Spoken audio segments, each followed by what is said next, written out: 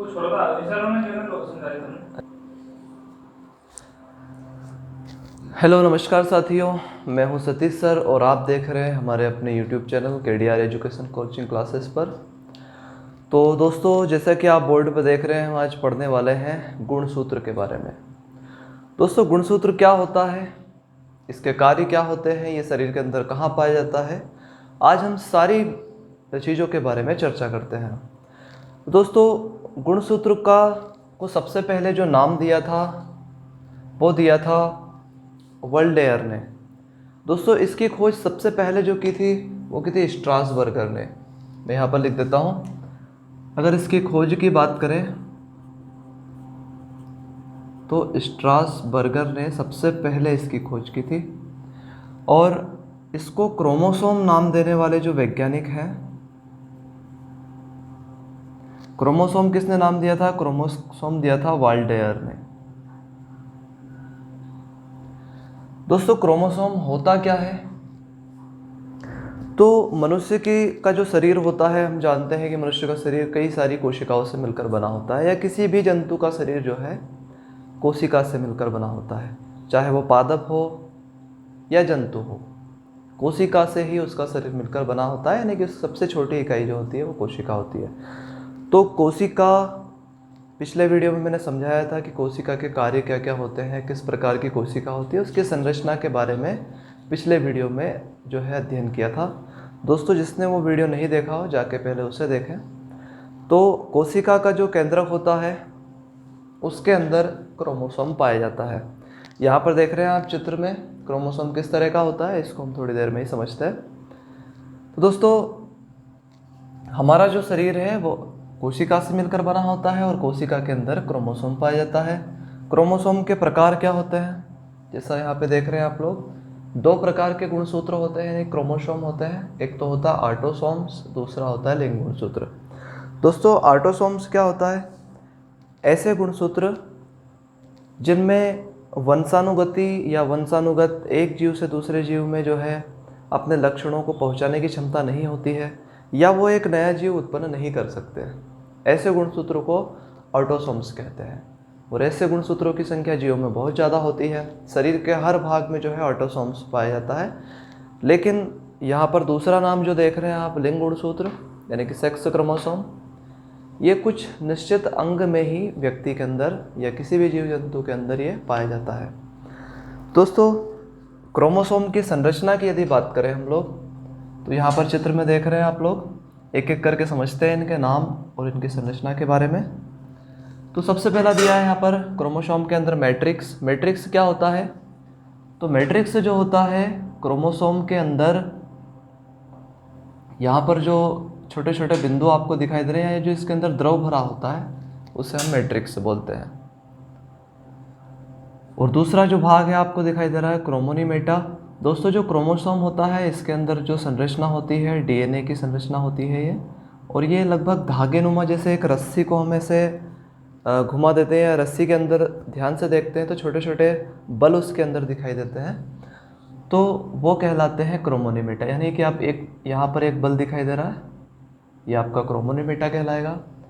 दोस्तों, क्रोमोमियर क्या होता है? तीसरा नाम यहाँ पर देख रहे हैं आप, क्रोमोमियर। तो जो क्रोमोमियर होता है वो छोटे छोटे बिंदुओं के आकार के इसके अंदर संरचना दिखाई देती है, जो जिनको हम जीन्स भी कहते हैं। ये जीन्स की स्थिति को दर्शाते हैं, यानी कि इनके अंदर जीन्स होते हैं। अब ये जीन्स क्या होते हैं वो समझ लीजिए।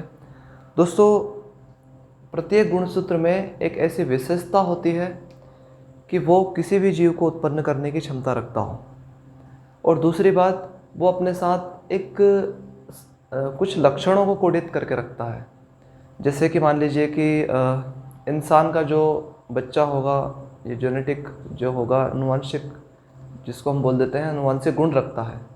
तो इंसान का बच्चा इंसान होता है, और गाय का बच्चा जो है गाय होता है, चाहे वो नर हो या मादा हो। ऐसा नहीं होता कभी भी कि जो इंसान का बच्चा हो गया वो गाय हो गया या बैल हो गया, या किसी प्रकार की उसमें संरचना में परिवर्तन हो गया। तो ये जो जीन्स होते हैं वो गुणसूत्र में क्या करते हैं? लक्षणों को समाहित करके रखते हैं, संपूर्ण लक्षणों को। जैसे एक इंसान होता है, एक व्यक्ति होता है, उसका जो बच्चा होता है उसके ही जैसा गुण रखता है, उसके ही जैसी जो है संरचना रखता है, लगभग सेम वो दिखता भी है, देखने में भी वो एक जैसा लगता है। जैसे बाप बेटे अगर एक साथ खड़े हों तो पता चल जाता है कि इसका ये बेटा है। इसका मतलब ये है कि पिता के लक्षण जो हैं वो पुत्र में आए हुए हैं। तो ये जो लक्षण थे वो कहाँ थे? वो थे गुणसूत्र के अंदर। दोस्तों जो दूसरा आपको दिखाई दे रहा है यहाँ पर लिंग गुणसूत्र, हम उसी की बात कर रहे हैं। ऑटोसोम्स हमने पहले पढ़ लिया है। तो लिंग गुणसूत्र जो है उसके अंदर ये विशेषताएं पाई जाती है। लिंग गुणसूत्र आखिर होता कहाँ है?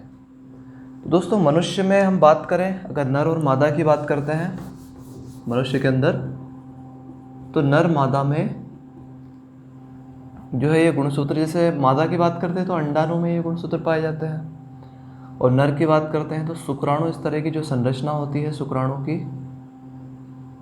उसके अंदर पाए जाते हैं, जो कि आनुवांशिकता को बढ़ावा देते हैं, आनुवांशिकी गुण रखते हैं। दोस्तों यहाँ पर देख रहे हैं आप, पहला मैंने बताया था आपको ऑटोसोम्स। तो ये ऑटोसोम्स तो कोशिका के प्रत्येक कोशिका में पाया जाता है। जैसे मैंने अभी कल आपको बताया था, इस तरह की कोशिका होती है, उसका अपना एक केंद्रक होता है, और केंद्रक के अंदर ऐसे धागेनुमा संरचना होती है जिसे हम गुणसूत्र कहते हैं। तो ऑटोसोम्स गुणसूत्रों की संख्या ज़्यादा होती है, जैसे अभी बताया आपको, और ये धागेनुमा संरचना के रूप में कोशिका के अंदर पड़े रहते हैं। तो दोस्तों इसके बाद हमने बात की लिंग गुणसूत्र की। तो लिंग गुणसूत्र के बारे में बहुत कुछ आपको मैंने अभी बताया। तो अभी यहाँ पर क्रोमोमियर में मैंने जीन से बताया, यहाँ पे लिंग गुणसूत्र बता रहा हूँ। इसका मतलब यह है कि यहाँ पर एक दूसरे से उसका संबंध है। किस तरह से संबंध है? कि यहाँ पर जो जीन्स हैं वो उसके अंदर जो गुणसूत्र, मतलब गुणसूत्र के अंदर जो जीन्स पाए जाते हैं उसके अंदर लक्षण होते हैं। सारे लक्षण उसके अंदर पाए जाते हैं जो एक पीढ़ी से दूसरी पीढ़ी में स्थानांतरित होते हैं। यहाँ पर हम देखते हैं अगला वाला जो पेलिकल वाला भाग देखते हैं, पहले इनको बाद में देखेंगे, नरमादा को। पेलिकल वाला भाग देखते हैं। तो जो गुणसूत्र का जो बाहरी कवर होता है, यहाँ पर जो बाहरी परत होती है या कवर कह सकते हैं, इसको पेलिकल कहेंगे। दोस्तों सेंट्रोमियर क्या होता है? गुणसूत्र एक स्थान पर जो है सिकुड़ जाता है, जहाँ पर एक ऐसा ही नीचे दूसरा गुणसूत्र जुड़ा होता है और उस नीचे वाले गुणसूत्र से वो अलग हो जाता है। तो ये हमने एक ही भाग बनाया है। इसके नीचे समझ लीजिए कि एक और ऐसा भाग होगा, तो जो इस तरह से क्रॉस रहेगा, एक दूसरे से क्रॉस रहेगा। जब कोशिका का विभाजन होगा तो नीचे वाला भाग जो है उससे अलग हो जाएगा। तो वो वाले भाग को क्या बोलेंगे हम? सेंट्रोमियर कहते हैं, जो कोशिका को अलग करता है या गुणसूत्र को अलग करता है दूसरे गुणसूत्र को। दोस्तों यहाँ पर ये जो सिकुड़ा हुआ भाग है, इसको एक और नाम से जानेंगे हम लोग, प्राथमिक संकीर्णन। संकीर्णन का मतलब सिकुड़ना। यहाँ पर ये जो भाग सिकुड़ गया है इसको संकीर्णन कहेंगे। दोस्तों यहाँ पर जो दूसरा भाग दिखाई दे रहा है, यहाँ पे इसको बोलेंगे द्वितीयक संकीर्णन। और अंतिम जो भाग दिख रहा है आपको, सैटेलाइट। ये जो सैटेलाइट होता है ये किसी भी गुणसूत्र का आखिरी भाग होता है। यहाँ पर जो डीएनए होता है वो थोड़ा ज़्यादा जो है, इसकी मात्रा यहाँ पर ज़्यादा होती है या थोड़ा सघन होता है, हम कह सकते हैं। ये जो सैटेलाइट होता है ये घुंडीदार होता है या लंबा होता है, इस तरह का। लगभग गुणसूत्रों में ये घुंडीदार ही होता है। दोस्तों एक बात और बताना चाहूँगा कि गुणसूत्र आपको कोशिका के अंदर दिखाई कैसे देते हैं। कोशिका, जैसे मैंने कोशिका का केंद्रक बनाया, यहाँ पर ये रस्सी के आकार का इस तरह से पड़ा रहता है, लेकिन इसको माइक्रोस्कोप से देखने पे भी आसानी से दिखता नहीं है। ये कब दिखता है? जब ये कोशिका का विभाजन होता है, और कोशिका विभाजन की जो मध्यावस्था होती है, मध्यावस्था या मेटाफेज अवस्था कह सकते हैं हम इसको, तभी आपको दिखाई देगा। ये कैसे दिखाई देगा? ये थोड़े मोटे हो जाते हैं, उस वक्त जो है दिखाई देते हैं। इनकी जो लंबाई होती है गुणसूत्रों की, अगर लंबाई की बात करें तो 3 से 5 माइक्रोन, 3 से 5 माइक्रोन तक इसकी लंबाई होती है। तो दोस्तों यहाँ तक उम्मीद करता हूँ आपको बातें समझ आ रही होगी। तो इसके बाद हम बात कर लेते हैं लिंग गुणसूत्रों की, थोड़ी और डिटेल में इसकी बात करते हैं। तो यहाँ पर देखिएगा,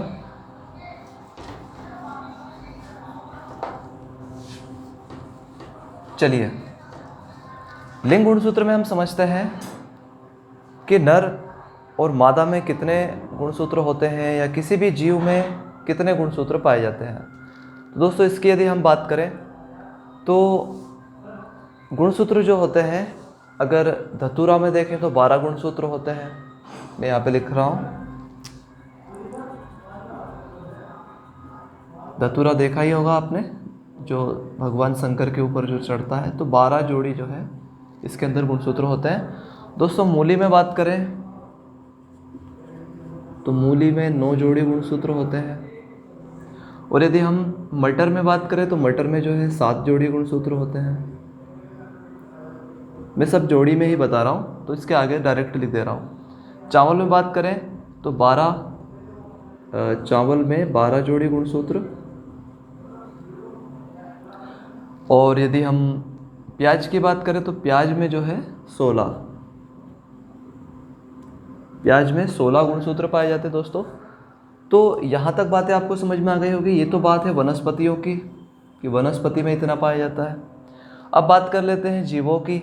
जीवों में हम बात करते हैं जैसे मच्छर, यहाँ पे लिख दे रहा हूँ मैं, मच्छर जो होते हैं इनके अंदर 6 जोड़ी गुणसूत्र होते हैं। और जो घर की मक्खियाँ होती है, जो भिनभिनाती रहती है भोजन के ऊपर, घर की मक्खी में लिख देता हूँ डायरेक्टली, घर की मक्खी, इसके अंदर जो है 12 जोड़ी गुणसूत्र होते हैं, या टोटल 12 गुणसूत्र होते हैं इसमें। मधुमक्खी की बात करें तो मधुमक्खी में जो है 32 गुणसूत्र होंगे। और बिल्ली की बात करें तो उसके अंदर 36 गुणसूत्र। और यदि हम कुत्ते की बात करें तो सबसे ज़्यादा यहाँ पर दिखाई दे रहा है, कुत्ता जो होता है, कुत्ते में 78 गुणसूत्र पाए जाते हैं। गाय की यदि बात करें तो जो है 60 गुणसूत्र इसके अंदर पाए जाते हैं। बंदर की बात करते हैं तो 48 के समथिंग उसके अंदर गुणसूत्र पाए जाते हैं। दोस्तों यहाँ पर यह होगा जीव जंतु। यदि मनुष्य की बात करें, मैं यहाँ पे मनुष्य भी लिख देता हूँ, आप जानते ही हैं मनुष्य के अंदर जो है 46 गुणसूत्र। अगर जोड़े में बात करें तो 23 जोड़े गुणसूत्र पाए जाते हैं। जोड़ी में यदि बात करें तो 23 जोड़े गुणसूत्र पाए जाते हैं। 23 दूना 46 हो जाएंगे। तो दोस्तों यहाँ तक इसका स्क्रीनशॉट आप लोग ले सकते हैं कि इसमें कितने गुणसूत्र हैं, आपको पता चल जाएगा। चलिए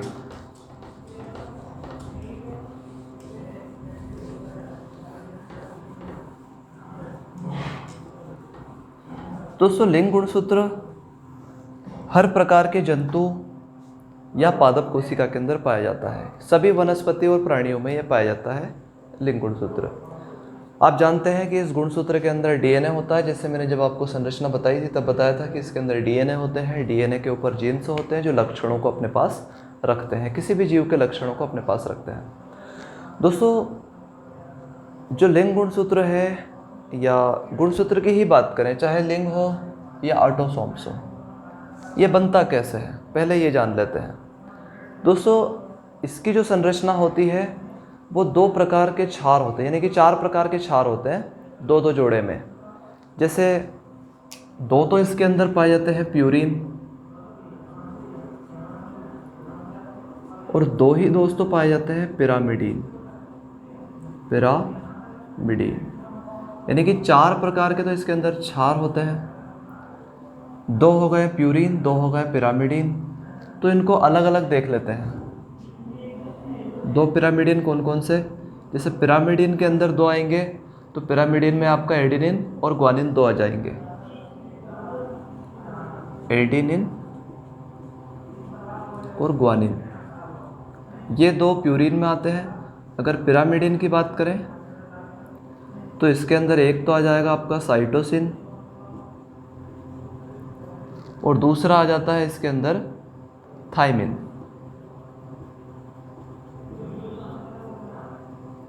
चार प्रकार के क्षार हैं। 2 प्यूरिन कहेंगे, 2 को हम प्यूरिन कहते हैं, 2 को पिरामिडीन कहते हैं। और जो 2 प्यूरिन हैं ये भी 2 प्रकार के हैं। जैसे 2 प्यूरिन में कौन कौन से आएंगे? आपका एडिनिन आएगा जिसको हम ए से इंडिकेट कर देते हैं, ग्वानिन जी हो जाता है। ये कौन से हैं? प्यूरिन है। 2 पिरामिडीन कौन कौन से? एक तो साइटोसिन आ जाएगा और दूसरा हो जाएगा TH से आपका थाइमिन हो जाएगा। दोस्तों ये 4 प्रकार के तो इसके अंदर क्षार होते हैं और एक शर्करा होती है। कौन सी शर्करा होती है? यदि हम एक शर्करा की बात करें तो उसका नाम है डीऑक्सी राइबोस शर्करा। डीऑक्सी राइबोस शर्करा होती है और एक प्रकार का अम्ल भी होता है इसके अंदर, जिसको हम बोलते हैं फास्फोरिक अम्ल। फास्फोरिक अम्ल। दोस्तों ये चीज़ें आपको समझ में आई होगी यहाँ तक कि इसके अंदर क्या क्या पाया जाता है। पहली बात कि डीएनए में क्या क्या पाया जाता है, यानी कि यहाँ पर जो दिखाई दे रहा है इसके अंदर डीएनए, ये किन किन चीज़ों से मिलकर बना होता है। 2 प्यूरिन होते हैं, 2 पिरामिडिन होते हैं, एक होती है शर्करा यानी कि राइबोस ऑक्सी राइबोस होती है, दूसरा होता है उसके अंदर फास्फोरिक अम्ल। दोस्तों ऐसे कई सारे जो टेट्रा, जैसे आपको बता दें कि यहाँ पर जो 2 प्यूरिन, 2 पिरामिडिन और एक शर्करा डीऑक्सी राइबोस मिलकर क्या बनाएगी, एक टेट्रा न्यूक्लियोटाइड बनाएगी, या टेट्रा न्यूक्लियोटाइड बोलते हैं इसको। यहाँ पे लिख देता हूँ मैं। ये सारी चीज़ें मिलकर क्या बनाती है, एक टेट्रा न्यूक्लियोटाइड बोल देते हैं इसको, टेट्रा न्यूक्लियोटाइड बनाता है। यहाँ पर एक जो संरचना इतनी दिख रही है, मान लीजिए एक टेट्रा न्यूक्लियोटाइड है और इससे कई सारे टेट्रा न्यूक्लियोटाइड बना मिलकर डीएनए का निर्माण करते हैं। इसके अंदर प्रोटीन संश्लेषण होता है, प्रोटीन के द्वारा ये जो चीज़ें हैं बनती हैं या कोडित होती है, कोडिंग होती है इसके अंदर डीएनए की। जब डीएनए की कोडिंग शुरू होती है, जब कोशिका विभाजन होता है, तो अलग अलग कोशिका के अंदर, जैसे एक कोशिका में 23 जोड़े होते हैं, अगर दूसरी कोशिका होती है जो पहली कोशिका से अलग हुई है यानी कोशिका विभाजन हुआ है, तो दूसरी वाली में भी 23 जोड़े रहेंगे। तो इसी एक गुणसूत्र से 2 गुणसूत्र बनते हैं, क्रॉस होके, मैंने अभी पहले बताया था आपको। तो पहले वाले में भी, पहली वाली कोशिका में भी 23 जोड़े, दूसरी वाले में भी 23 जोड़े। तो यहाँ पर जब दूसरी वाली कोशिका के लिए 23 जोड़े बनेंगे तो वहाँ पर जो है सारी चीज़ें, सारे डीएनए भी उसके अंदर जाएंगे या अलग होंगे, तो वो भी, उनका भी निर्माण होगा। तो किस तरह से निर्माण होता है, उसके अंदर जो है प्रोटीन का संश्लेषण होता है या कोडिंग होती है। मैंने बताया कि अगर दूसरी कोशिका भी है तो उसके अंदर भी जो है जीन्स पाए जाते हैं और उसके अंदर लक्षण पाए जाते हैं। तो वो लक्षण कहाँ से आते हैं, उन लक्षणों की कोडिंग होती है डीएनए के अंदर। तो दोस्तों उम्मीद करता हूँ यहाँ तक आपको चीज़ें समझ में आ रही होगी। अब आगे देखते हैं, चलिए, तो किस तरह से जो है आपका डीएनए का निर्माण होता है, यानी कि क्रोमोसोम के अंदर डीएनए जो पाए जाते हैं उसका किस तरह से निर्माण होता है, या क्रोमोसोम का किस तरह से निर्माण होता है, आपको यहाँ तक समझ में आ गया होगा। दोस्तों अब लिंग गुणसूत्रों की बात करें, किस तरह से जो है लिंग गुणसूत्र पाए जाते हैं नर में या मादा में, जैसा कि आपको मैं पहले बता रहा था, लेकिन चित्र के बारे में इसके पहले मैंने आपको बताया है। तो लिंग गुणसूत्र देख लेते हैं, 2 प्रकार के होते हैं, या नर और मादा दोनों में लिंग गुणसूत्र होते हैं। तो हम जान लेते हैं क्या है ये। जैसे हम बात करते हैं नर की, इधर लिख देता हूँ नर, और दूसरा है मादा, यहाँ पर बना देते हैं इस तरह से नर, ये हो गया नर, बड़ा स्माइल मार रहा है। यहाँ पर मादा की बात करें, इधर मादा बना देता हूँ मैं, ये चुटिया वाली मादा,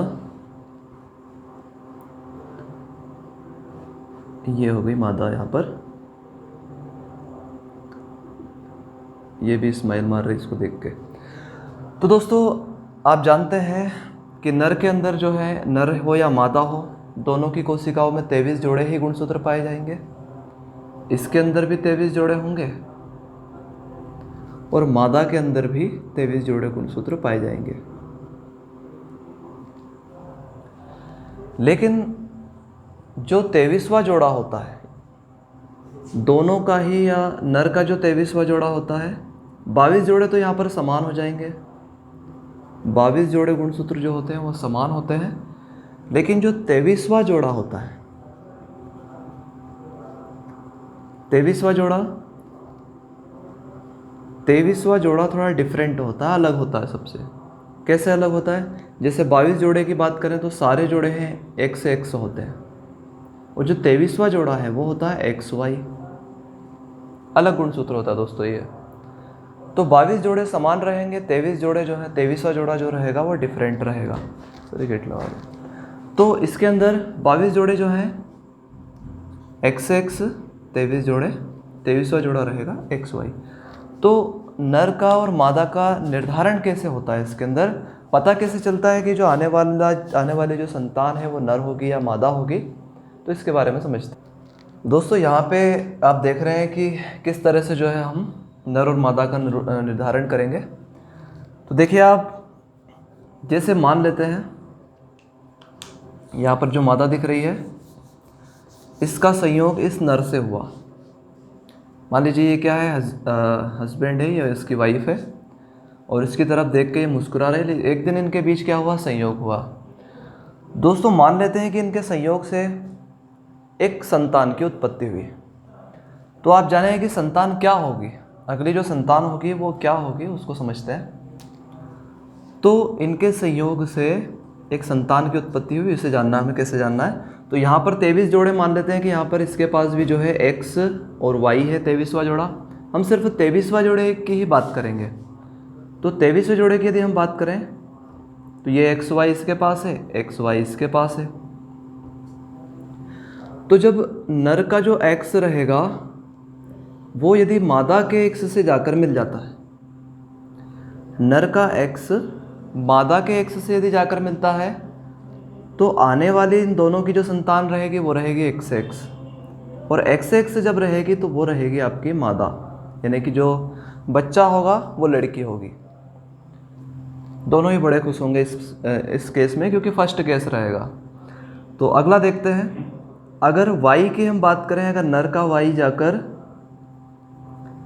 मादा के X से जाकर मिलता है, यदि नर का Y मादा के X से जाकर मिलता है, तो यहाँ पर जो कंडीशन रहेगी वो रहेगी XY, और XY में जो है जो संतान उत्पत्ति होती है वो होती है नर की। हम इधर देखते हैं, यहाँ पर यदि X जाकर Y से मिलेगा तो यहाँ पर भी XY हो जाएगा, आप जानते हैं नर होगा। यहाँ का जो Y है वो यदि X से जाकर मिलता है तो फिर से जो है XY हो जाएगा, और XY क्या रहेगा आपका, नर होगा। परंतु यदि X से X की बात करें, अब यहाँ पर आपको एक बात समझ में आई होगी, जैसे X से X जो होगा, अगर X गुणसूत्र X से जाकर मिलता है, तो X गुणसूत्र जब X से जाकर मिलता है तो संतान उत्पत्ति जो होती है वो मादा के रूप में होती है, और अगर X गुणसूत्र Y से जाकर मिलता है तो संतान क्या होती है, नर होती है।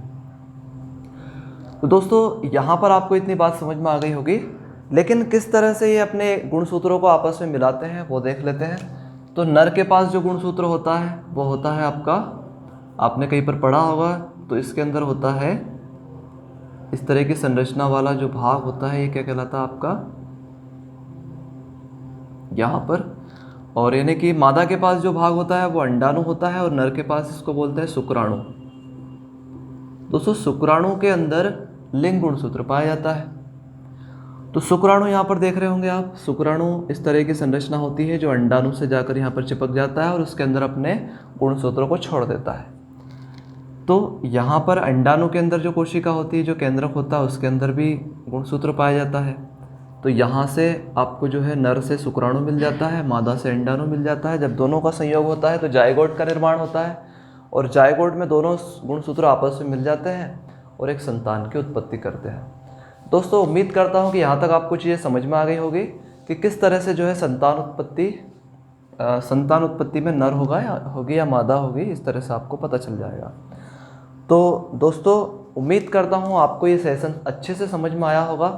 अगर सेशन आपको समझ में आया हो तो चैनल को लाइक करें, सब्सक्राइब करें और अन्य लोगों को शेयर करें। जय हिंद दोस्तों, जय भारत। आज के लिए इतना ही।